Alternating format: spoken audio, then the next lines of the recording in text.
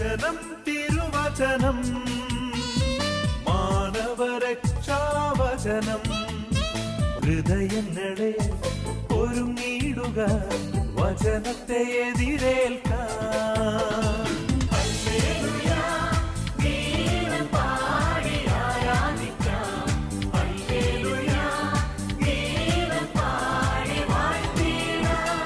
യേശുവിലെ സ്നേഹം നിറഞ്ഞ മാതാപിതാക്കന്മാരെ, യുവതിമക്കളെ, കുട്ടികളെ, നമ്മൾ ക്രിസ്തുവിനെ മറ്റുള്ളവർക്ക് കൊടുക്കുവാനായിട്ട് തയ്യാറാകണം.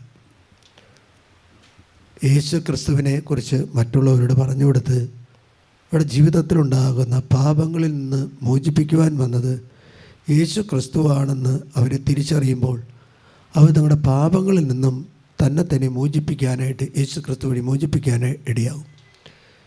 ഒരു കുടുംബത്തിൽ ഒരു വ്യക്തി രോഗിയാണെങ്കിൽ ആ രോഗിയായിരിക്കുന്ന വ്യക്തി ക്രിസ്തുവിനെക്കുറിച്ച് അറിയുമ്പോൾ, സൗഖ്യദായകനായെക്കുറിച്ച് അറിയുമ്പോൾ ആ വ്യക്തി രോഗത്തിൽ നിന്ന് സൗഖ്യം നേടുവാനായിട്ട് ഇടയിടും. Hallelujah, hallelujah. നമ്മോടൊപ്പം ഒരു ദൈവമുണ്ടെന്നുള്ളൊരു ചിന്ത നമുക്കുണ്ടെങ്കിൽ, നമ്മോടൊപ്പം മാത്രമല്ല ലോകാവസാനം വരെ നമ്മോടൊപ്പം യേശു ഉണ്ടാകുമെന്നാണ് യേശു പറയുന്നത്. അതാണ് ഇമ്മാനുവേൽ പ്രൊഫസി.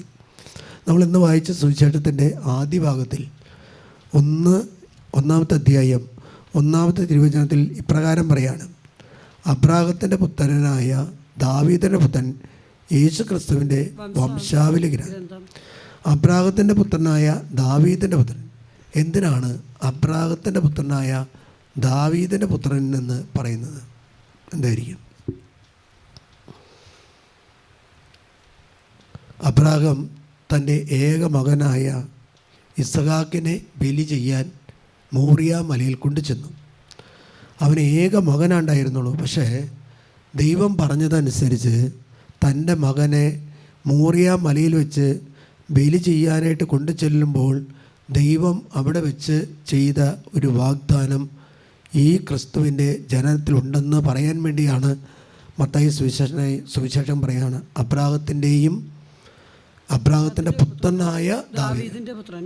അല്ലെങ്കിൽ പറയേണ്ട ആവശ്യമില്ല, ദാവീദിൻ്റെ പുത്രൻ. അപ്രകാരം പറയാണ് പുറപ്പാടിൻ്റെ ഉൽപ്പത്തി പുസ്തകം 22-ാമത്തെ അധ്യായം 16-ഉം 17-ഉം തിരുവചനത്തിൽ, പ്രത്യേകിച്ച് 17-ാമത്തെ തിരുവചനത്തിൽ പറയാണ്: ഞാൻ നിന്നെ സമൃദ്ധമായി അനുഗ്രഹിക്കും, നിന്റെ സന്തതികളെ ആകാശത്തിലെ നക്ഷത്രങ്ങൾ പോലെയും കടൽ തീരത്തിലെ മണത്തരി പോലെയും ഞാൻ വർദ്ധിപ്പിക്കും. ശത്രുവിന്റെ നഗര കവാടങ്ങൾ അവർ പിടിച്ചെടുക്കും.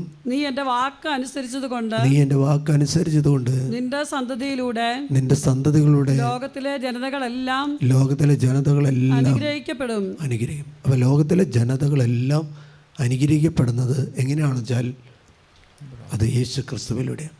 രണ്ടാമത് നമ്മൾ സാമുവേലിൻ്റെ പുസ്തകം 7-ഉം 8-ഉം അധ്യായത്തിൽ, പ്രത്യേകിച്ച് 7-ാം അധ്യായത്തിൽ ദേവാലയം പണിയാനായിട്ട് ആഗ്രഹിക്കുന്ന ദാവീദിനോട് കർത്താവ് പറയുന്നുണ്ട്: നിൻ്റെ കുലത്തിൽ നിന്നും ഒരു മകൻ ഈ ലോകത്തെ രക്ഷിക്കാനായിട്ട് വരും, അത് യേശു ക്രിസ്തു. അതാണ് രണ്ടാമത് പറയുന്നത്, ദാവീദിൻ്റെ പുത്രനായ യേശു ക്രിസ്തു. എന്താണ് യേശു ക്രിസ്തു? കഴിഞ്ഞ ദിവസം ഈ ക്രിസ്ബോൺ ഇവിടെ നടന്നുകൊണ്ടിരിക്കുമ്പോൾ പാലക്കാട് ടൗണിൽ ഇന്നലെ ക്രിസ്ബോൺ നടന്നു. അപ്പോൾ അനേകം ആളുകളത് പങ്കെടുത്ത്, ബാപ്പാമാരും ഒക്കെ. അത് കഴിയുന്ന സമയത്ത് ഞാനൊന്ന് കാണാൻ വേണ്ടി ചെന്നു. ഞാൻ കണ്ട് കുറച്ച് കഴിഞ്ഞപ്പോൾ ഇറങ്ങിപ്പോരുമ്പോൾ നല്ല തിരക്കുണ്ട്. ഒരു 8:15 സമയമായി. അവിടെ വണ്ടി കയറുന്ന ഒരു എൻട്രൻസിൽ വന്നപ്പോൾ അവിടെ പോലീസ് ഉദ്യോഗസ്ഥന്മാർ നിയന്ത്രിക്കുന്നുണ്ട്, അവർ നോക്കുന്നുണ്ട്, അനേകം ആളുകളുള്ളതുകൊണ്ട്. ഒരു വണ്ടി വരുന്നതുകൊണ്ട് ഞാനൊന്ന് ഒന്ന് വഴി മാറി കൊടുക്കാമെന്ന് വിചാരിച്ചപ്പോൾ ഒരു പയ്യൻ വന്നിട്ട് എന്നോട് പറഞ്ഞു: അച്ഛൻ എന്നെ ഓർക്കുന്നുണ്ടോ എന്ന് ചോദിച്ചു. ഞാൻ പറഞ്ഞു: ഓർക്കുന്നുണ്ടോ എന്ന് ചോദിച്ചാൽ നമുക്കതിനെ പറയാൻ പറ്റുമോ? നല്ല വലിയ വെളിച്ചൊന്നുമില്ല, കാരണം ഗ്രൗണ്ടിൽ നിന്ന് കയറി. അവൻ പറഞ്ഞു: ഞാൻ കല്യാണം കഴിക്കാൻ വേണ്ടി ആഗ്രഹിച്ചാണ്, പക്ഷെ കല്യാണം നടന്നില്ല. ഞാനിപ്പോൾ കല്യാണം ഉറപ്പിച്ച് കല്യാണം നടക്കാൻ പോവാണ്. എനിക്ക് ഒരു ജോലിയും കിട്ടി. ഞാൻ കോട്ടയത്ത് എവിടെയോ ജോലി ചെയ്യുകയാണ്. അതുകൊണ്ട് എനിക്ക് അവിടെ നിന്ന് ലീവ് കിട്ടില്ല. ഞാനവിടെ 2 ദിവസം ശുശ്രൂഷയിൽ പങ്കെടുത്ത് പ്രാർത്ഥിച്ച് കഴിഞ്ഞപ്പോൾ എൻ്റെ കല്യാണം ഉറച്ചു. ഈ ക്രിസ്മസ് കഴിയുമ്പോൾ കല്യാണം നടക്കാൻ പോവാണ്. അപ്പോൾ അച്ഛൻ ഇതൊന്ന് അവരോട് പറയണം, എൻ്റെ കല്യാണം ബുദ്ധിമുട്ടുണ്ടായിരുന്നു, കല്യാണം നടക്കാതെ ഇരുന്നു, ആ കല്യാണം നടക്കാൻ പോവാണെന്ന് പറയണം. അപ്പോൾ അവൻ പറയുന്ന പ്രകാരം എനിക്ക് തിരക്കായതുകൊണ്ട് ഒന്ന് സാക്ഷ്യപ്പെടുത്താനായിട്ട് അച്ഛൻ സാക്ഷ്യപ്പെടുത്തും. എനിക്ക് ഇഷ്ടപ്പെട്ടു. കാരണം അവന് തിരക്കായി. കാരണം എന്താ, ബുദ്ധിമുട്ട് അവൻ്റെ മാറി, ബുദ്ധിമുട്ട് മാറി. പോലീസ് ഉദ്യോഗന്മാർ 4-5 ഉദ്യോഗസ്ഥർ, 5-6 ഉദ്യോഗസ്ഥന്മാർ നിൽക്കുന്നതിൻ്റെ ഇടയ്ക്കാണ് ഒരു കാര്യം പറയാം എൻ്റെ ഫാദർ. എൻ്റെ തിരിച്ചാ ഫുട്പാത്തിലേക്ക് നിർത്തിയിട്ടാണ് പറഞ്ഞത്. അല്ലേലിയ, അവൻ വിവാഹ തടസ്സം നേരിടുന്നവനായിരുന്നു, ജോലിയില്ലാത്തവനായിരുന്നു. അവൻ ക്രിസ്തുവിനെക്കുറിച്ച് കേട്ടു. ക്രിസ്തു രക്ഷകനായിരുന്നു. ആ രക്ഷകനെ കേട്ടപ്പോൾ അവൻ്റെ ആ തടസ്സ ശക്തി ആ രക്ഷകനിലൂടെ ഇല്ലാതായി. അല്ലേലിയ. ഒരു 2-3 ആഴ്ച മുമ്പ് ഞാൻ അവിടെ നിന്ന് പൂട്ടി ഒരു 8 മണി സമയത്ത് 8-10 ഇറങ്ങിപ്പോകുമ്പോൾ ഒരു ഫോൺ വന്നു. അത് 1-2 പ്രാവശ്യം ഇങ്ങനെ വിളിച്ചുകൊണ്ടിരിക്കാം. ഞാനിപ്പോൾ ഈ നിരന്തരമായിട്ട് വിളിക്കുന്നതുകൊണ്ട് ഞാൻ ഫോൺ എടുത്തപ്പോൾ ഒരു ചേച്ചിയാണ് അപ്പുറത്ത്. അച്ഛാ, എനിക്ക് മക്കളില്ലാതിരുന്നു. എനിക്ക് വർഷങ്ങളായിട്ട് മക്കളില്ല. ഞാൻ കല്യാണം കഴിച്ചു. ഞാൻ ക്രൈസ്തവ സ്ത്രീയാണ്. എനിക്ക് മക്കളില്ലാതെ അവിടെ നിന്ന് പ്രാർത്ഥിച്ചതിൻ്റെ ഫലമായിട്ട് എനിക്ക് ആദ്യത്തെ ഒരു കുട്ടിയെ കിട്ടി. ആൺകുട്ടിയാണ്. ആ കുട്ടിക്ക് 2.5 വയസ്സുണ്ട്. ഇപ്പോൾ 2ാമത്തെ കുട്ടി എനിക്ക് ജനിച്ചിരിക്കുകയാണ്. ഇപ്പോഴാണ് ഞാൻ ഓർക്കുന്നത്. കാരണം ഞാൻ 2 കുട്ടികളെയും ജനിച്ച സമയത്ത് 2 കുട്ടികളും പ്രാർത്ഥന വഴിയായിട്ട് ജനിച്ചത്. ആദ്യത്തെ കുട്ടി ജനിക്കുമ്പോഴും 2ാമത്തെ കുട്ടി ജനിക്കുമ്പോഴും എനിക്ക് മാനസികമായിട്ടൊരു ഡിപ്രഷനുണ്ട്. ആ മാനസികമായ ഡിപ്രഷൻ കൂടിയൊന്നും മാറാൻ പ്രാർത്ഥിക്കണം അച്ഛാ. ഞാൻ വന്ന് അവിടെ സാക്ഷ്യപ്പെടുത്താം. അപ്പോൾ ആദ്യത്തെ കുട്ടി തടസ്സങ്ങളുണ്ടായിരുന്നു. വന്ന് പ്രാർത്ഥിച്ചു. വചനം കേട്ടപ്പോൾ ആ കുട്ടിക്ക് ജന്മം നൽകി.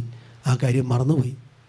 2ാമത്തെ കുട്ടി ജനിച്ചു. 2ാമത്തെ കുട്ടി ഈ ഇടയ്ക്ക് 2.5 കൊല്ലം കഴിഞ്ഞ് 2ാമത്തെ കുട്ടി ജനിച്ചപ്പോഴാണ് സ്ത്രീ അറിയുന്നത്, എനിക്ക് കർത്താവ് മക്കളെ തന്നെങ്കിലും എൻ്റെ മാനസിക വിഭ്രാന്തി അല്ലെങ്കിൽ മാനസികമായിട്ട് സംഘർഷം കർത്താവ് എടുത്ത് മാറ്റിയിട്ടില്ല. അച്ഛൻ അതിനു വേണ്ടി ഒന്ന് പ്രാർത്ഥിക്കണം. ഞാൻ ഇനി വന്ന് കൊച്ചുങ്ങളെ കൊണ്ടുവന്ന് സാക്ഷ്യപ്പെടുത്താം. അതുകൊണ്ട് ഇപ്രകാരം പറയും, യേശു ക്രിസ്തു എന്ന 2 വാക്കാണ്. അതിലൊരു വാക്ക് ഇപ്രകാരമാണ്. ഇന്നത്തെ സുവിശേഷ ഭാഗത്തിൽ ഇപ്രകാരം പറയാണ്, അവൾ ഗർഭം ധരിച്ച് ശിശുവിനെ പ്രസവിക്കും, നീ അവന് യേശു എന്ന പേരിടണം.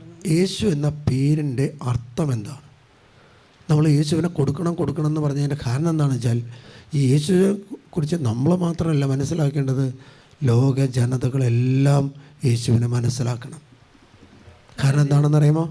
യേശു ക്രിസ്തു ഏക രക്ഷകൻ. തൊട്ടടുത്തുനിന്ന് വചനം വായിച്ച്, അവൻ തൻ്റെ ജനതകളുടെ പാപങ്ങളെല്ലാം മോചിക്കും. ഹല്ലേലൂയ. അപ്പോൾ യേശു എന്നത് രക്ഷകനാണോ പാപവിമോചകനാണോ? അതുകൊണ്ടാണ് യേശുവിനെ കൊടുക്കണമെന്ന് പറഞ്ഞത്. ക്രിസ്തുവിനെ കൊടുക്കണമെന്ന് പറഞ്ഞാൽ എന്താ? ബുദ്ധിമുട്ടുള്ളവർക്ക് ക്രിസ്തുവിനെ കൊടുക്കണം. കാരണം എന്താ? സൗഖ്യം വേണ്ടവർ, ക്യാൻസർ ഉള്ളവർക്ക് ക്രിസ്തുവിനെ കൊടുക്കണം. പാപമുള്ളവർക്ക് ആരെ കൊടുക്കണം? യേശുവിനെ കൊടുക്കണം. ഹല്ലേലൂയ. എല്ലാത്തിനും ഓരോ അർത്ഥമുണ്ട്. അതാണ് യേശു ക്രിസ്തുവിൻ്റെ വംശാവലി ഗ്രന്ഥം എന്ന് പറയാം. യേശു ക്രിസ്തുവിൻ്റെ വംശാവലി ഗ്രന്ഥം എന്ന് പറഞ്ഞാൽ, ഒന്ന് ക്രിസ്തുവാണ്. അവൻ തൻ്റെ ജനത്തെ സകലവിധ പാപങ്ങളിൽ നിന്നും അവൻ മോചിക്കും. ഹല്ലേലൂയ. സകലവിധ പാപങ്ങളിൽ നിന്നും അവൻ മോചിപ്പിക്കും. ഹല്ലേലൂയ. അപ്പോൾ ക്രിസ്ത്യാനിയുടെ പാപം മാത്രം മോചിയോ മതിയോ? പോരല്ലോ. ഹിന്ദുവിൻ്റെ പാപം മാത്രം മോചിയോ മതിയോ? ഇല്ല. മുസൽമാൻ്റെ മാത്രം മതിയോ? സിഖുകാർ, ജൈനമതം, ബുദ്ധമതം അല്ലെങ്കിൽ ജൂതമതം, എല്ലാ പാർസികളെല്ലാം മതസ്ഥരുടെയും പാപം മോചിക്കാനുള്ളവനാണ് ഇവൻ. അതുകൊണ്ടാണ് പറഞ്ഞത്, ഈ ദൈവത്തെ മറ്റുള്ളവർക്ക് കൊടുക്കാനായിട്ട് ക്രിസ്ത്യാനി തയ്യാറാകണം. ഹല്ലേലൂയ. 2ാമത്തെ ക്രിസ്തു എന്ന വാക്കാണ്. ക്രിസ്തു എന്ന വാക്കിൻ്റെ അർത്ഥം ലൂക്കായുടെ സുവിശേഷം 2-ാം അധ്യായം 10-11 തിരുവചനത്തിൽ പ്രകാരം പറയാണ്, ഇതാ ദൂതൻ അവരോട് പറഞ്ഞു, ഭയപ്പെടേണ്ട, ഇതാ സകല ജനത്തിനും വേണ്ടിയുള്ള വലിയ സന്തോഷത്തിന്റെ സദ്വാർത്ത ഞാൻ നിങ്ങളെ അറിയിക്കുന്നു. എന്താണ് സദ്വാർത്ത? ദാവീദിന്റെ പട്ടണത്തിൽ നിങ്ങൾക്കായി ഒരു രക്ഷകൻ കർത്താവായ ക്രിസ്തു ഇന്ന് ജനിച്ചിരിക്കുന്നു. അപ്പൊ അവിടെ എന്താണ്? ക്രിസ്തു എന്ന വാക്കിന്റെ അർത്ഥം രക്ഷകൻ എന്നാണ്. മനസ്സിലായോ? ക്രിസ്തു എന്ന വാക്കിൻ്റെ അർത്ഥം. അതുകൊണ്ടാണല്ലോ നമ്മുടെ കാരണവർ എൻ്റെ ദൈവമേ, എൻ്റെ ക്രിസ്തുവേ, എൻ്റെ യേശുവേ എന്നൊക്കെ പ്രാർത്ഥിക്കും. ആ വലിയ പ്രാർത്ഥനയാണ്, രക്ഷപ്പെടാനുള്ള വഴിയാണ്. നമ്മൾ പിള്ളേർക്ക് പേരിടുന്ന എങ്ങനെയാണ്? പേരിടുന്ന പല നയന, നീ എന്തെല്ലാം പേരുകൾ. രക്ഷപ്പെടുമോ? ഞാൻ വീട്ടിൽ ചെന്നു. അവിടുത്തെ അപ്പച്ചൻ ഒരു സി എക്കാരനാണ്, നല്ല പണമുള്ള പിള്ളേർ കിട്ടുന്ന ജോർജ്, മത്തായി, സെബാസ്റ്റ്യൻ. അല്ലേ ഞാൻ ചോദിച്ചു, ആ സഹോദരൻ പറയാ പേര് ഇതിട്ടാൽ രക്ഷപ്പെടുക വെച്ചാൽ കിട്ടാത്ത പേരും കേൾക്കാത്ത പേരൊക്കെ ഇട്ടാൽ അവർ കേൾക്കാത്ത സ്ഥലത്തേക്ക് പോകും, കിട്ടാത്ത വ്യക്തിയുടെ കൂടെ പോകും. അല്ലേ അതുകൊണ്ട് ക്രിസ്തു എന്ന വാക്കിൻ്റെ അർത്ഥം രക്ഷകൻ എന്നാണ്. അതുകൊണ്ട് ഇപ്രകാരം പറയാണ്, നമ്മോടെ അർത്ഥമുള്ള എമ്മാനുവേൽ, മൂന്നാമത്തെ വാക്ക് എമ്മാനുവേൽ എന്ന. എമ്മാനുവേൽ എന്ന് വന്നാൽ എന്താണ് അർത്ഥം എന്ന് വെച്ചാൽ ദൈവം നമ്മോട് കൂടെ. എവിടെ കിടക്കുന്നത്? യെശയ്യാ പ്രവാചകൻ്റെ പുസ്തകം 7-ാം അധ്യായം 14-15 തിരുവം. അപ്പോൾ പഴയ നിയമത്തിൽ പറയുന്ന ആ എമ്മാനുവേലാണ് പുതിയ നിയമത്തിൽ നിന്ന് ആര് പറയാണ്? സ്വപ്നത്തിൽ യൗസപിതാനോട് ദൂതൻ പറയാം. അല്ലേലിയ. മൂന്നാമത്തെ വാക്കെന്ന് പറയുന്നത് എന്താണെന്ന് വെച്ചാൽ അവൻ എമ്മാനുവേൽ എന്ന് വിളിക്കപ്പെടും. അല്ലേലിയ. അവൻ തൻ്റെ ജനത്തെ അവരുടെ പാപങ്ങൾ മോചിക്കും, കന്യക ഗർഭം ധരിച്ച് ഒരു പുത്രനെ പ്രസവിക്കും, ദൈവം നമ്മോടുകൂടെ എന്നർത്ഥമല്ല എമ്മാനുവേൽ എന്ന് വിളിക്കപ്പെടും എന്ന് കർത്താവ് പ്രവാചകൻ മുഖേന അരുളി ചെയ്തത് പൂർത്തിയാകാൻ വേണ്ടിയാണ് ഇത്. ഇതെല്ലാം നിങ്ങളൊന്ന് ഓർത്ത് നോക്കിയേ. നിങ്ങളുടെ ജീവിത പങ്കാളി വിവാഹത്തിന് മുമ്പ് ഗർഭിണിയായി കാണപ്പെട്ടത്, കല്യാണം ഉറപ്പിച്ച് ഇൻവിറ്റേഷനൊക്കെ അടിച്ച് എല്ലായിടത്തും കൊടുത്തു കഴിഞ്ഞു. നിങ്ങൾ കിടന്നാൽ ഉറങ്ങോ? തിരിഞ്ഞും മറിഞ്ഞും കിടന്നുണ്ടാവില്ലേ? എഴുന്നേറ്റ് അങ്ങോട്ടും ഇങ്ങോട്ടും ഓടി നടന്നുണ്ടാവും. അങ്ങനെയുള്ള അവസരത്തിലാണ് ആര് സംസാരിക്കുന്നത്? മാലാഖ സംസാരിക്കുന്നത്. അവൻ്റെ സ്വപ്നം എല്ലാം എന്താണെന്ന് വെച്ചാൽ അവന് സഭയെക്കുറിച്ചുള്ള സ്വപ്നമാണ്. സഭയെന്ന് പറഞ്ഞാൽ രക്ഷിക്കാനുള്ള, ഈ ലോകത്തെ രക്ഷിക്കാനുള്ള ഒരു വ്യക്തിയെക്കുറിച്ചുള്ള ചിന്തയായിരുന്നു അവന്. അല്ലെങ്കിൽ സഭയാകുന്ന പേടകം, പഴയ നിയമത്തിലെ നോഹയുടെ പേടകം പുതിയ നിയമത്തിൽ വരുമ്പോൾ സഭയാണ്. ആ സഭയിലൂടെയാണ് ജനങ്ങൾ രക്ഷിക്കപ്പെടുള്ളൂ. അതിനെക്കുറിച്ച് ചിന്തയാണ്. സ്വപ്നം കാണുന്നു. അവനെന്താ? അവനിവിടെ സ്വപ്നം കണ്ടു, എന്ത് ചെയ്തു? ഭാര്യയെ സ്വീകരിച്ചു. വീണ്ടും നമ്മൾ സ്വപ്നം കാണുന്നത് എന്താ? ശിശു ജനിച്ചു കഴിഞ്ഞപ്പോൾ ആ ശിശുവിനെ എടുത്തുകൊണ്ട് എങ്ങോട്ട് പോകണം? ഈജിപ്തിലേക്ക് പോകണം. അവിടെ ചെന്നപ്പോൾ സ്വപ്നം കാണാണ് ഇവനെ തിരിച്ചു കൊണ്ടുപോകണം. അവൻ സ്വപ്നങ്ങൾ കാണുന്ന വ്യക്തിയാണ്. നല്ല നല്ല സ്വപ്നങ്ങൾ ഏതാണെന്ന് വെച്ചാൽ സ്വർഗത്തെക്കുറിച്ചുള്ള സ്വപ്നങ്ങളാണ്. നമ്മുടെ ഹൃദയത്തിൽ എന്താണോ അതനുസരിച്ചായിരിക്കും നമ്മൾ ഓരോരുത്തരും സ്വപ്നങ്ങൾ കാണുന്നത്. ഒരു കുടുംബം ഇവിടെ കാണാൻ വന്നു. ആ കുടുംബം വന്നപ്പോൾ ആ ഒരു വചന അതുകൂടി വയ്ക്കാം. എമ്മാനുവേൽ, യെശയ്യാ പ്രവാചകൻ്റെ പുസ്തകം 17-14 കൂടി വായിക്കാം. അതുപോലെ തന്നെ മത്തായി 28-21 വായിക്കാം. അവിടെ പ്രകാരം പറയാം, ഞാൻ നിങ്ങളോട് കൂടി ലോകാവസാനം വരെ ഉണ്ടായിരിക്കും. അതാണ് എമ്മാനുവേൽ പ്രൊഫസി. നമ്മോട് കൂടി എന്നും ദൈവം ഉണ്ടായിരിക്കും. നമ്മൾ നോക്ക്, മോസസിൻ്റെ കൂടെ ഉണ്ടായിരുന്നു അല്ലേ? ജോഷുവയുടെ കൂടെ ഉണ്ടായിരുന്നു, യെശയ്യായുടെ കൂടെ ഉണ്ടായിരുന്നു, എസെക്കിയേലിൻ്റെ കൂടെ ഉണ്ടായിരുന്നു, ദാനിയേലിൻ്റെ കൂടെ ഉണ്ടായിരുന്നു, ആമോസിൻ്റെ കൂടെ ഉണ്ടായിരുന്നു. എല്ലാവരുടെയും കൂടെ ദൈവമുണ്ട്. വായിക്ക്. ഞാൻ യുഗാന്തം വരെ എന്നും ഞാൻ നിങ്ങളോട് കൂടെ ഉണ്ടായിരിക്കും. യുഗാന്തം വരെ, ലോകാവസാനം വരെ. അടുത്തത് വായിക്ക്. അതിനാൽ കർത്താവ് തന്നെ നിനക്ക് അടയാളം തരും, യുവതി ഗർഭം ധരിച്ച് ഒരു പുത്രനെ പ്രസവിക്കും, അവൻ ഇമ്മാനുവേൽ എന്ന് വിളിക്കപ്പെടും. അല്ലേലിയ. ഒരു കുടുംബം ഇവിടെ കാണാൻ വന്നു. നമ്മൾ സാധാരണ പറയാറുണ്ട്, നമ്മൾ പറയുന്ന കാര്യം ഇതാണ്, നമ്മൾ ആഭിചാര പ്രവൃത്തികളൊന്നും ക്രിസ്ത്യാനികളായി നമ്മൾ ഓരോരുത്തരും ചെയ്യരുത്. അപ്പോൾ ഇവരോട് ചോദിച്ചു വന്നപ്പോൾ ഇവർ പറഞ്ഞു അവർ നാളൊക്കെ നോക്കിയിട്ടുണ്ട്, അത് വലിയ തെറ്റൊന്നുമല്ല എന്ന് പറഞ്ഞ് അങ്ങനെ ചിന്തിച്ചു പോയി. കാരണം ക്രിസ്തുവിനെ കുറിച്ച് അറിയുമ്പോഴാണ് മറ്റുള്ള വിജാതി ദേവന്മാരെ ആരാധിക്കുന്നത് പാപമാകുന്നു. അല്ലേലിയ. പ്രത്യേകിച്ച് ക്രിസ്ത്യാനിയായ വ്യക്തി മറ്റ് ആചാരങ്ങളിലൊക്കെയോ മറ്റ് മേഖലയിലേക്കോ പോകുന്നത് ഗൗരവമായ തെറ്റാണ്. കാരണം ഇവൻ രക്ഷകനാണ്, ഇവൻ പാപവിമോചകനാണ്, ഇവൻ എമ്മാനുവേലാണ്, ഇവൻ മിശിഹായാണ്. അല്ലേലിയ. ഞാൻ ആ സഹോദരനോട് ചോദിച്ചു പറഞ്ഞു, ഒരു 1.5-2 മണിക്കൂർ കഴിഞ്ഞപ്പോഴാണ് പറയുന്നത്. ചോദിച്ച് പറഞ്ഞപ്പോൾ പറയാം, ഞങ്ങളൊരു സ്ഥലം മേടിച്ചു, വീട് പണിയാൻ നോക്കുമ്പോൾ ഞങ്ങളുടെ കൂട്ടുകാരെല്ലാം അക്രൈസ്തവരായിരുന്നു. അവർ പറഞ്ഞു, സുഖകരമായ ഒരു ജീവിതം കിട്ടണമെങ്കിൽ നീ എന്ത് ചെയ്യണമെന്ന് അറിയാമോ? ഇവിടെ ഒരു ഗണപതി ഹോമം ചെയ്യണം. അവൻ ചെയ്തിട്ട് എന്ത് ചെയ്തെന്ന് വെച്ചാൽ ഗണപതി ഹോമം ചെയ്തു. തരിപ്പണമായി ഇന്ന്. ഹോമം ചെയ്ത് കഴിഞ്ഞിട്ട് അവൻ ഏതൊരു വ്യക്തിനെ വിളിച്ചുകൊണ്ട് വന്നു. അവൻ കന്നിമൂല എല്ലാ മൂലയും നോക്കി ഇരിപ്പതാക്കി കൊടുത്തു, വീട് ഇരിപ്പതാക്കി കൊടുത്തു. ഞാൻ പറഞ്ഞു, ചേട്ടാ ഇതല്ല ആദ്യം പറയേണ്ടത് അല്ലേ? ഞാൻ പറഞ്ഞു ഇത് പാവാ. കാരണം എന്താ, ചേട്ടൻ നിസ്സാരമായ കാര്യങ്ങളാണ് പറഞ്ഞുകൊണ്ടിരുന്നത്. ഏറ്റവും വലിയ ഭാഗം അവസാനം വരുന്നത് മറ്റ് മതസ്ഥർ കൂട്ടുകൂടിയപ്പോൾ പറഞ്ഞു അവർക്കത് ഓക്കെ, അവർ ചെയ്യണം. നമ്മളോട് പറയുമ്പോൾ നമ്മൾ പറയുന്നത് യേശു രക്ഷകനാണ്, അല്ല യേശു പാപവിമോചകനാണ്, ക്രിസ്തു രക്ഷകനാണ്. കർത്താവ് യേശു ക്രിസ്തു എന്ന് പറയുന്നില്ലേ? പിശാചുകൾ എപ്പോഴാണ് എന്താ പറയുന്നത്? ഇവൻ ദാവീദിൻ്റെ പുത്രനായ യേശു ക്രിസ്തുവാണ്, മിണ്ടരുതെന്ന് പറയും. സഹോദരനോട് പറഞ്ഞു, ഈ സഹോദരൻ ഈ മേഖലകളൊന്നും കുമ്പസാരിച്ചിട്ടില്ല, ഇതൊന്നും ബാധിക്കുന്നില്ല. കന്നിമൂല നോക്കുക എന്ന് പറഞ്ഞു കഴിഞ്ഞാൽ എന്താ, അശുരദേവന് വിട്ടുകൊടുക്കുന്നതാണ്. ബാത്റൂമിൽ പോകുന്നതിന് ഓരോ കാര്യങ്ങളൊന്നും. മറ്റൊരു മതസ്ഥർക്ക് അതാണ്. സഹോദരൻ ഇങ്ങനെ പ്രാർത്ഥിച്ചു. അപ്പോൾ ഇവർ ശാരീരികമായിട്ട് രോഗങ്ങളായിട്ട് വന്നവരാണ്. പല ആസ്പത്രി കയറി, ഒരു രക്ഷയില്ല. അവർ പറയാണ് രണ്ടാളും പോകുന്നതിന് മുമ്പ് വലിയൊരു ആശ്വാസം, വലിയൊരു വ്യത്യാസം കിട്ടി, വലിയൊരു മാറ്റം കിട്ടി. ഹല്ലേലൂയ. ഒരു കുടുംബം ഇവിടെ വന്നു. ആ കുടുംബം വന്നത് ക്രിസ്ത്യാനിയാണ്. അവരിങ്ങനെ പ്രാർത്ഥിക്കാൻ വേണ്ടി വന്നു. തടസ്സങ്ങളാണ്, എല്ലാം തടസ്സങ്ങൾ. ഒരു തടസ്സം അറിയാൻ വേണ്ടി ഏതോ ഒരു വിജാതീയ വ്യാജ പ്രവാചകൻ്റെ അടുത്ത് നിന്നു. ആ മനുഷ്യൻ പറഞ്ഞു നിങ്ങളൊരു പാമ്പിനെ കൊന്നുണ്ടെന്ന് പറഞ്ഞു. ആ മനുഷ്യൻ ഇവൻ പറഞ്ഞു പാമ്പിനെ കൊല്ലാത്തവരാരുള്ള ഉണ്ടോ? എല്ലാവരും പാമ്പിനെ കൊന്നിട്ടില്ലേ അല്ലേ? അവ പറഞ്ഞു അത് നല്ലൊരു പാമ്പാണ്, രാജവെമ്പാലയാണ്. രാജവെമ്പാലയെ കൊന്നാൽ എന്ത് ചെയ്യണമെന്ന് വെച്ചാൽ സർപ്പക്കാവിൽ പോയിട്ട് പാമ്പും മുട്ട കൊടുത്തെന്ന് അവരുടെ ആചാരം പറയുന്നു. ഒരു മതത്തിൻ്റെ ആചാരമാണ്. ഓക്കെ, ക്രിസ്ത്യാനി അത് ചെയ്യേണ്ടതെന്ന്. കാരണം എന്താ, ഹിന്ദുസ് മറ്റ് അക്രൈസ്തവ സഹോദരങ്ങൾക്ക് പാമ്പ് അവിടെ ദേവി ദേവന്മാരാണ്.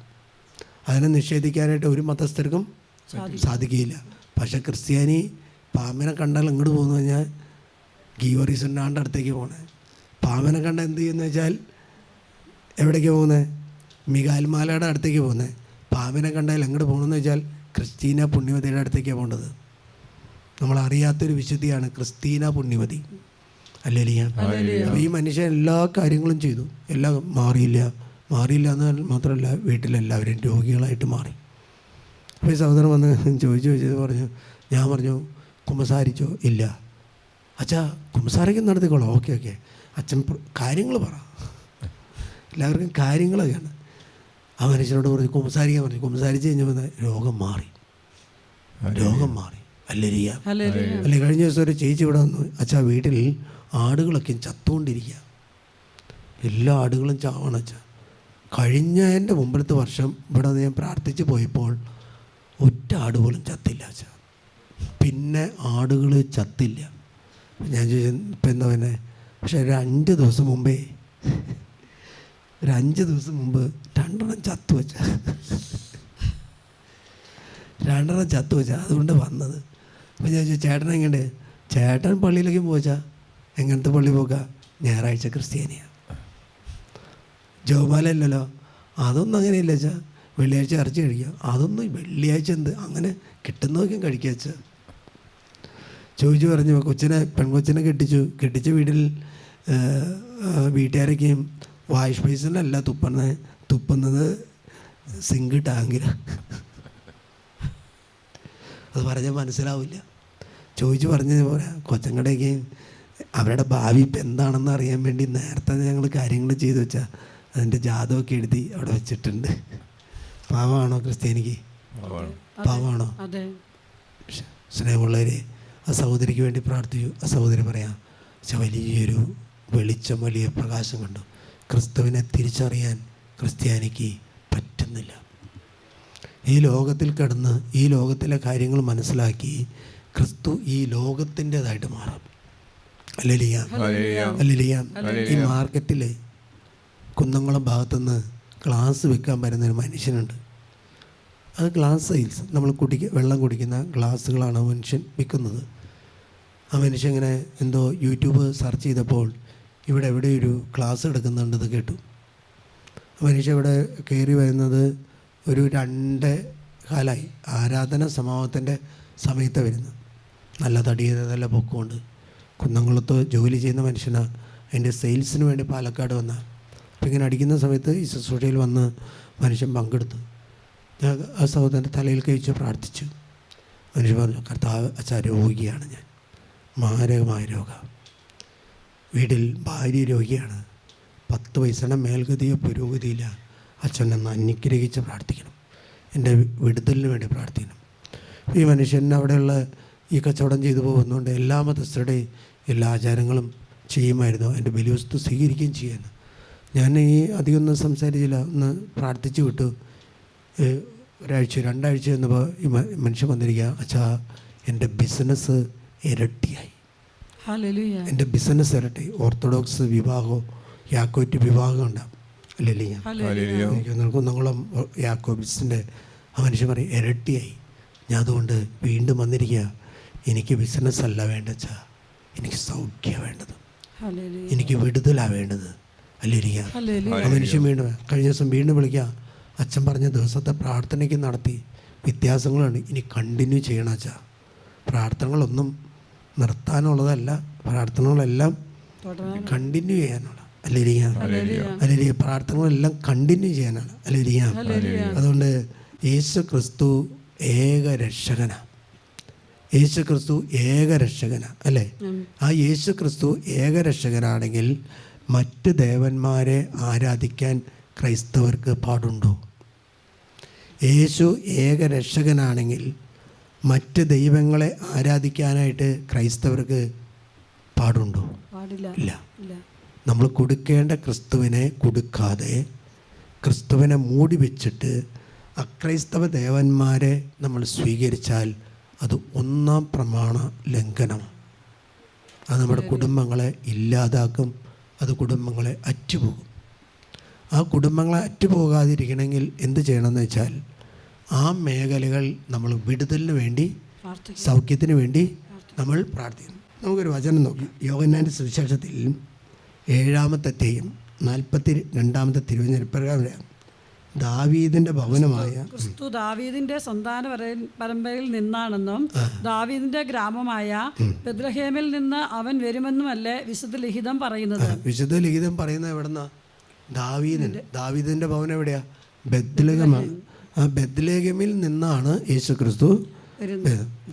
ഇവിടെ ഈ യോസേഫ് താമസിക്കുന്നത് എവിടെയാ?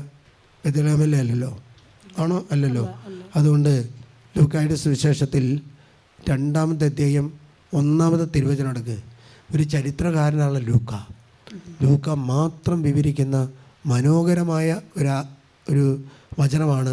അഗസ്റ്റിൻ സീസർ അക്കാലത്ത് ലോകമാസകലമുള്ള ജനങ്ങളുടെ പേരെഴുതിക്കാൻ അഗസ്റ്റസ് സീസറിൽ നിന്ന് കൽപ്പന പുറപ്പെട്ടു. ഇനിയാണ് പറയുന്നത്, ക്വിരീനിയോസ് സിറിയയിൽ ദേശാധിപതിയായിരിക്കുമ്പോൾ ആദ്യത്തെ ഈ പേരെഴുത്ത് നടന്നു.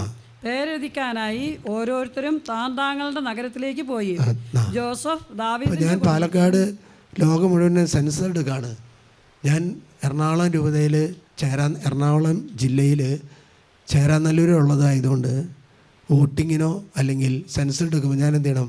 ഞാൻ എൻ്റെ സ്ഥലത്ത് പോയി ചെയ്യണം അല്ലെങ്കിൽ ഒരു ജോലിക്ക് വേണ്ടി ഒരാൾ തമിഴ്നാട്ടിൽ പോയിരിക്കുക. അപ്പോൾ ലോകമാസകലം ഒരു ഇലക്ഷനോ അല്ലെങ്കിൽ എന്തെങ്കിലും സെൻസസ് എടുക്കുകയാണ്. അവിടെ സെൻസസ് കൊടുക്കാൻ പറ്റില്ലല്ലോ. കൊടുക്കാൻ പറ്റുന്ന താങ്കളുടെ നഗരത്തിലേക്ക് തിരിച്ചു വിടാം. അങ്ങനെ ഇത് ജോസഫിനെ ഈ ബെത്ലഹേമിലേക്ക് കൊണ്ടുപോകാൻ വേണ്ടി ദൈവം ചെയ്തൊരു കാര്യം എന്താണെന്ന് വെച്ചാൽ അഗസ്റ്റിൻ സീസറിൻ്റെ ഉള്ളിൽ കൊടുക്കുകയാണ് ലോകമാസകലമുള്ള ഒരു ജനത്തിൻ്റെ പേരെഴുതി ചേർക്കുക അല്ലെങ്കിൽ ജനസംഖ്യ എടുക്കുക. അപ്പോൾ ദാവീദിൻ്റെ കുലത്തിൽ പിറന്നവനായ ജോസഫ് ദാവീദിന്റെ കുടുംബത്തിലും വംശത്തിലും പെട്ടവനായിരുന്നതിനാൽ പേരെഴുതിക്കാനായി ഗലീലിയിലെ പട്ടണമായ നസ്രത്തിൽ നിന്ന് യൂദയായിലെ ദാവീദിന്റെ പട്ടണമായ ബെത്ലഹേമിലേക്ക് ഗർഭിണിയായ ഭാര്യ മറിയത്തോടു കൂടെ പോയി. ഭരണത്തോടു കൂടി കൊണ്ടുപോയി. അവിടെ ആയിരിക്കുമ്പോൾ അവൾക്ക് പ്രസവ സമയം അടുത്തു. അവൾ തന്റെ കടിഞ്ഞൂൽ പുത്രനെ പ്രസവിച്ചു. പുത്രനെ പ്രസവിച്ചു. അവനെ പിള്ളക്കച്ചുകൊണ്ട് പൊതിഞ്ഞ് പിള്ളക്കച്ചുകൊണ്ട് പൊതിഞ്ഞ് പുൽത്തൊട്ടിയിൽ കിടത്തി, കാരണം സത്രത്തിൽ അവർക്ക് സ്ഥലം ലഭിച്ചില്ല. ഹല്ലേലൂയ. സത്രത്തിൽ അവർക്ക് സ്ഥലം. അപ്പോൾ കണ്ടോ, ഈ ദൈവം ചെയ്യുന്ന പരിപാടി എന്ന് വെച്ചാൽ അത് രാജാക്കന്മാരിലൂടെ ചെയ്യുക. അല്ല, ആ ആരായിരുന്നു? അഗസ്റ്റിൻ സീസറിൻ്റെ കാലഘട്ടത്തിലാണ് ഈശോയുടെ ജനനമെന്ന് ലൂക്കാസ് സുവിശേഷം വിളിച്ചു പറയാം. ഏറ്റവും കൂടുതൽ എന്ന് പറഞ്ഞാൽ പിശാച് പരിശ്രമിക്കുന്ന എന്താണെന്ന് വെച്ചാൽ ക്രിസ്തുവിനെ മനുഷ്യ ഹൃദയങ്ങളിൽ നിന്നും ഇല്ലാതാക്കുക. അപ്പോൾ നിങ്ങൾ നോക്കി, സത്യപ്രതിജ്ഞ പോലും തോമസിലയുടെ മേലിൽ ചെയ്യാൻ പാടില്ല, മറ്റൊരു ദേവൻ്റെ മേലിലും സത്യപ്രതിജ്ഞ ചെയ്യാമല്ല. സത്യപ്രതിജ്ഞ ചെയ്യുന്ന ഏക നാമം ദൈവനാമം. തോമസിലയുടെ പേരിലോ അല്ലെങ്കിൽ ഫ്രാൻസിസ് ദേവൻ്റെ പേരിലോ സത്യപ്രതിജ്ഞ ചെയ്താൽ തെറ്റാ. കാരണം എന്താ? ദൈവത്തിൻ്റെ നാമത്തിൽ മാത്രമേ സത്യപ്രതിജ്ഞകൾ. ഇപ്പോൾ ജനങ്ങൾ ചെയ്തു കൊടുക്കുന്ന കാര്യം എന്താ? എല്ലാവരും അവരുടെ ദേവന്മാരെ ദേവിമാരെ വിളിച്ച് സത്യപ്രതിജ്ഞ ചെയ്തുകൊണ്ടിരിക്കുക. ദൈവം ഒന്നേ ഉള്ളൂ, ദൈവം ഒന്നേ ഉള്ളൂ. അല്ലേ? ദൈവത്തിൻ്റെ പുത്രനായതുകൊണ്ട് യേശു ക്രിസ്തുവിൻ്റെ പേര് വേണമെങ്കിൽ പറയാം. പക്ഷേ മറ്റ് വിശുദ്ധന്മാരുടെ അല്ലെങ്കിൽ അമ്മയോ പരിശുദ്ധ അമ്മയോട് വലിയൊരു ഭക്തി ഉള്ളതുകൊണ്ട് അമ്മയുടെ നാമത്തിൽ സത്യപ്രതിജ്ഞ എടുക്കാം. അല്ലേ? പറ്റില്ലല്ലോ. അല്ലേ? അതുകൊണ്ട് ചില രാജ്യങ്ങളിൽ ഇപ്പം നമുക്കറിയാം, മന്ത്രിമാർ സത്യപ്രതിജ്ഞ ചെയ്യുമ്പോൾ ദൃഢപ്രതിജ്ഞ ചെയ്യുന്നവരുണ്ട്. അവർ ദൈവത്തിൽ വിശ്വാസം ഇല്ല. ഭരണകർത്താക്കളെ നൽകുന്നത് ദൈവമാണ്.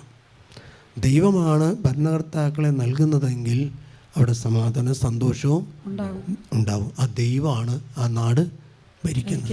ഇപ്പം അഗസ്റ്റിൻ സീസർ അല്ലാതെ വേറൊരു മനുഷ്യനെ വന്നെങ്കിൽ അവൻ പറയും, ഇപ്പം വേണ്ട, ജനസംഖ്യ എടുക്കണോ? വേണ്ട, കുറേ നാൾ കേട്ട്. അല്ലേ? ഇപ്പം നമുക്കറിയാം, ഇലക്ഷൻ പോലും മാറ്റി വെച്ചുകൊണ്ടിരിക്കുക. ഏക ഇലക്ഷൻ എന്ന് പറഞ്ഞാൽ 3 ഇലക്ഷൻ കൂടെ ഒന്നിച്ചാക്കാൻ നോക്കുക. അല്ലേ? അപ്പോൾ ഇവിടെ എന്താ, ഇനി നമ്മൾ ക്രിസ്തുവിനെ നോക്ക്, പിശാചിനെ ബഹിഷ്കരിക്കുന്ന സമയത്ത് പറയുന്നൊരു കാര്യമുണ്ട്. ഒരു മർക്കോസിൻ്റെ 9:24-20 യേശു അവനെ ശാസിച്ചു. അല്ലേ? പിശാച് അവനെ വിട്ടുപോയി, തൽക്ഷണം ബാലൻ സുഖം പ്രാപിച്ചു. ഉടനെ കുട്ടിയുടെ പിതാവ് വിളിച്ചു പറഞ്ഞു, ഞാൻ വിശ്വസിക്കുന്നു, എൻ്റെ അവിശ്വാസം പരിഹരിച്ച് എന്നെ സഹായിക്കണമേ. ജനങ്ങൾ ഓടിക്കൂടുന്നതുകൊണ്ട് യേശു അശുദ്ധാത്മാവിനെ ശകാരിച്ചു, മൂകനും ബധിരനുമായ ആത്മാവെ നിന്നോട് 17:18 വൈകി. അത് എവിടെ വെച്ച് അവനെ പിടികൂടിയാലും അവനെ നിലം പതിപ്പിക്കുന്നു. അപ്പോൾ അവൻ പല്ല് കടിക്കുകയും നുരയും പതയും പുറപ്പെടുവിക്കുകയും മരവിച്ചു പോവുകയും ചെയ്യുന്നു. അതിനെ ബഹിഷ്കരിക്കാൻ അങ്ങയുടെ ശിഷ്യന്മാരോട് ഞാൻ അപേക്ഷിച്ചു, അവർക്ക് കഴിഞ്ഞില്ല. യേശു അവനെ വിട്ടു, ബാലൻ സുഖം പ്രാപിച്ചു. ചില സമയത്ത് പിശാച് പറയുന്നത്, നീ ദൈവപുത്രനാണ്, നീ എന്തിന് എൻ്റെ കാര്യത്തിൽ ഇടപെടുന്നു? മനുഷ്യരാരും പറയാത്തൊരു കാര്യമാണ്. പിശാച് പറയാൻ, നീ എൻ്റെ കാര്യത്തിൽ ഇടപെടണ്ടെന്ന്. അപ്പോൾ ദൈവത്തിൻ്റെ ഏറ്റവും വലിയ പദ്ധതി എന്താണെന്ന് വെച്ചാൽ മനുഷ്യരെ നിർവീര്യമാക്കുന്ന, മനുഷ്യരെ പാപത്തിലേക്ക് കൊണ്ടുവരുന്ന, മനുഷ്യരെ രോഗികളാക്കുന്ന, മനുഷ്യരെ കടബാധ്യതയിലേക്ക് കൊണ്ടുവന്ന, അല്ലെങ്കിൽ എൻ്റെ കൂടെ ദൈവമില്ല ഭയപ്പെട്ടിരിക്കുന്ന മനുഷ്യ ജനതയെ രക്ഷിക്കുക എന്നുള്ളതാണ് ദൈവത്തിൻ്റെ ഏറ്റവും വലിയ പദ്ധതി. ഏറ്റവും വലിയ അത് ആർക്കാണ് കിട്ടിയത്? നമുക്ക് ഹൃദയശുദ്ധി ഉള്ളെങ്കിൽ മാത്രമേ ക്രിസ്തുവിനെ ദർശിക്കാൻ പറ്റുള്ളൂ. അത് കിട്ടിയത് ആർക്കാണെന്നാൽ കാലത്തൊഴുത്തിൽ കാളകളെ നോക്കിയിരുന്ന, ആടുകളെ നോക്കിയിരുന്ന ആട്ടിടയന്മാരാണ്. അവർക്ക് വലിയ വിവരമൊന്നുമില്ല, വലിയ അറിവൊന്നുമില്ല. ഇന്ന് നമുക്ക് പറ്റിയിരിക്കുന്ന കാര്യം എന്താണെന്ന് വെച്ചാൽ നമ്മുടെ പിള്ളേർക്ക് എല്ലാവർക്കും അറിവുണ്ട്, വിവരമുണ്ട്, വിശ്വാസമില്ല, വിവേകവുമില്ല. ഞാനൊരു സ്കൂളിൻ്റെ അടുത്ത് കപ്പളവനായിരിക്കുന്ന സമയത്ത് അവിടുന്ന് പ്രിൻസിപ്പാൾ സിസ്റ്റർ കാണിച്ചു തന്നൊരു കാര്യമാണ്. പിള്ളേർ തമ്മിൽ വഴക്കൂടി. 9ാം ക്ലാസ്സിലെ 10ാം ക്ലാസ്സിലെ പിള്ളേർ വഴക്കൂടിയിട്ട് അപ്പം കളിപ്പിലാണ്, ഇഷ്ടംപോലെ പൈസ കിട്ടുന്നതുകൊണ്ട് ഇവൻ എന്ത് ചെയ്യുന്നത് വെച്ചാൽ വാടക തൊഴിലാളികൾ വിളിച്ചുകൊണ്ട് തല്ലാൻ വേണ്ടി. സിസ്റ്റർ ഇങ്ങനെ CCTVയിൽ നോക്കിക്കൊണ്ടിരിക്കുമ്പോഴാണ് ഈ വടിവാളൊക്കെ എടുത്തിട്ട് വെട്ടാൻ വന്നിരിക്കുക. സിസ്റ്റർ വേഗം നോക്കിയപ്പോൾ സിസ്റ്റർ വേഗം ഇറങ്ങി ചെന്ന് വിളിച്ചു, ഈ പയ്യനെ വിളിച്ചു.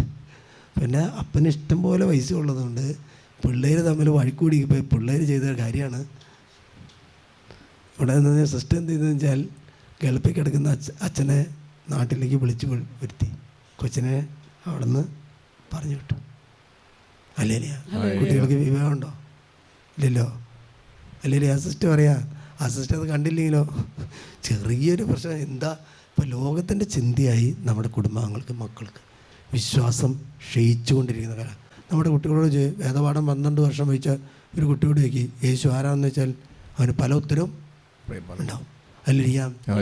നമ്മൾ കാണുന്നുണ്ട് ജീവിക്കുന്ന 16:21 മത്തായിയുടെ സുവിശേഷത്തിൽ ഈശോ പത്രോസിനോട് ചോദിക്കും നീ ജീവിക്കുന്ന ദൈവത്തിൻ്റെ പുത്രനായ ക്രിസ്തുവാണ്. ക്രിസ്തു എന്ന വാക്ക് നീ രക്ഷകനാണ്, നീ രക്ഷകനാണ്, നീ പാപമോചകനാണ്, നീ ഇമ്മാനുവേലാണ്, എന്നും ഞങ്ങളോട് കൂടെയുണ്ട്. Hallelujah, hallelujah. എന്നാൽ അടുത്ത വാക്ക് പറയാണ്, അവൻ ഈശോയോട് പറയുന്നുണ്ട് നിനക്ക് സകരം കിട്ടാതെ വരട്ടെ എന്ന് പറയുമ്പോൾ അവൻ പറയുന്നത് സാത്താനെ എൻ്റെ മുമ്പിൽ നിന്നും നീ മാറിപ്പോവുക, ദൂരെ പോവുക. ഇപ്പം ക്രിസ്മസ് എന്ന വാക്കിൻ്റെ അർത്ഥം എന്ന് വെച്ചാൽ എമ്മാനുവേൽ നമ്മോട് കൂടിയുണ്ട്, എമ്മാനുവേൽ നമ്മോട് കൂടിയുണ്ട്. Hallelujah, hallelujah. അവൻ ഇമ്മാനുവേൽ എന്ന് വിളിക്കപ്പെടുമ്പോൾ യേശു നമ്മോട് കൂടിയുണ്ട്. ക്രിസ്തു എന്ന് വിളിക്കപ്പെടുമ്പോൾ, കർത്താവായ ക്രിസ്തു എന്ന് വിളിക്കുമ്പോൾ രക്ഷകനായിട്ട് വരും. നിങ്ങൾ ഈ ഞായറാഴ്ച ചൊല്ലുന്നൊരു ജപമാലയുണ്ട്,